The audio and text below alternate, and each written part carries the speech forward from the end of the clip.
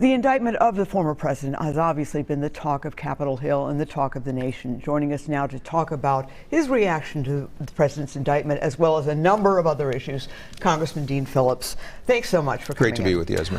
All right, your reaction to this indictment, historic indictment. It's sad for the country. Another example of new ground for a country that I, along with I think everybody else, would like to see return to some degree of normalcy and decency and good character. And what I continue to see, unfortunately, from the former president is appalling. But he's entitled to due process. No one is above the law. And I would encourage everybody, Democrats, Republicans, no matter one's support for the ex-president, to wait until the indictment is unsealed and see what the charges are and let the process take care of itself. And then we can draw our conclusions, and everybody is innocent until proven guilty, including former President Trump. You created quite a stir in Democratic circles this week when you announced that you are in support of having armed guards in schools. Tell us about that, why you feel that's important, and the pushback you've gotten from your Democratic colleagues. A lot of Republicans think it's a great idea. Well, I'm incredulous, and I'm disgusted that our country, the most prosperous, extraordinary country in world history, allows children to be shot in their schools. And I know I share that with just about every American. And I want to provoke a conversation about doing something. And my proposition was somewhat of a knee-jerk reaction that many have. If we provide security to members of Congress, in banks, at sporting events, at concerts now, why should we not be protecting our children in their schools? But I also understand why that's terribly difficult for people to palate. It seems like it's a massive concession to the fact that we've lost this war, and it is a war. And what I want to do is go upstream, recognize that we have 100,000 overdose deaths a year in this country. We have 50,000 suicides. We have 20,000 murders. We have kids losing their lives in the streets every single day, and in schools, and in concerts, and in grocery stores.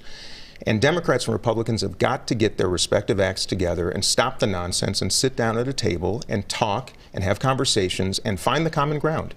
And I'm inspired to do so. There are a lot of legs to the stool, but we've got to go upstream and invest in emotional health. We have a crisis of emotional and mental health in this country, and we are better, and we can do something if we sit down. I want to ask you about some news from a new report saying the Social Security will run out of money in 2034, Medicare 2031. Right. It's another crisis. And here we have both of our major political parties focused on issues of much less significance. Whoa. That was, excuse me, I'm sure you may have heard that. That was snow falling from the roof of our building. So, excuse me, Congressman Phillips. Back to Social Security and Medicare.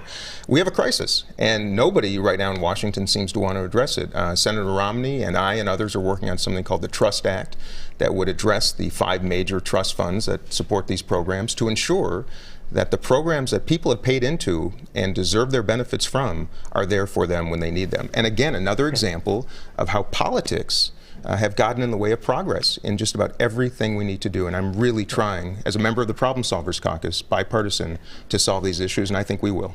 I want to talk about something personal. You recently went to Vietnam to go to the site where your father, your birth father, was killed in action fighting in Vietnam.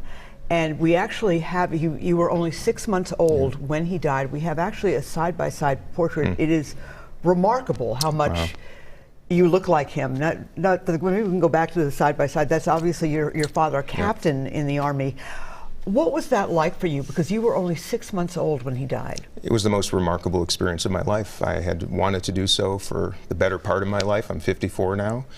To actually visit the place, touch the dirt on which he took his last breath was extraordinary. Minnesotans will appreciate that where it happened was a pine forest that felt as much like home as anywhere I've ever been. And I have to say, I also left with this deep and poignant feeling of so many kids around the world right now losing their moms and dads in war, unnecessary war. It's happening with Ukrainian families and Russian families, of course, American families, and I have great empathy, and it's really affected my approach to foreign affairs, on which I serve, of course, in the Congress, on a very personal level, to do better for our kids and grandkids, because we don't learn lessons from the past the way I think we should, and having had that experience was transformative and beautiful and very meaningful. All right, Congressman Phillips, thank you so much for coming in. Thanks, Esme.